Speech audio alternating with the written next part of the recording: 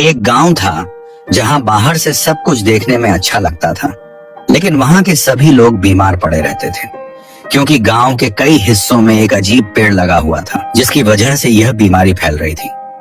गांव का सबसे बड़ा डॉक्टर तुंग तुंग कहता था कि इसका इलाज सिर्फ स्टिंग मैन के जंगल से लाई गई जड़ी बूटी से ही हो सकता है। अगर वह जड़ी बूटी नहीं लाई गई तो मरीज नहीं बच पाएगा। एक दिन एक गरीब आदमी का बेटा बीमार हो गया। वह उसे डॉक्टर तुंग तुंग की दुकान पर छोड़कर बोला, इसे ठीक कर दो, मैं जड़ी बूटी लेकर आता हूँ। वह आदमी स्टिंग मैन के जंगल की ओर निकल पड़ा। वहां पहुंचकर उसने देखा कि जंगल बहुत बड़ा है और उसके सामने एक गुस्सैल आदमी खड़ा है। वह चुपचाप बगल के रास्ते से अंदर गया, जड़ी बूटी उठाई और भागकर वापस आ गया।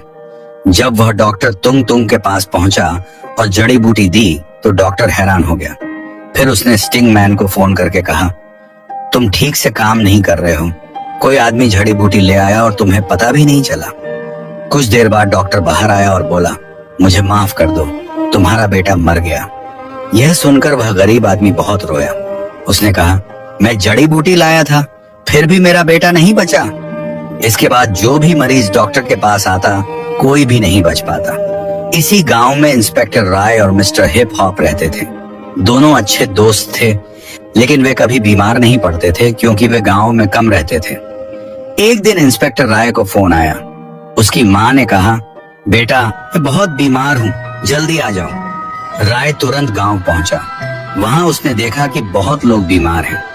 लोगों ने बताया कि यह सब पेड़ों की वजह से हो रहा है और दी गई इलाज के लिए स्टिंग मैन के जंगल से जड़ी बूटी लानी होगी। राय डॉक्टर तुंग तुंग के पास गया।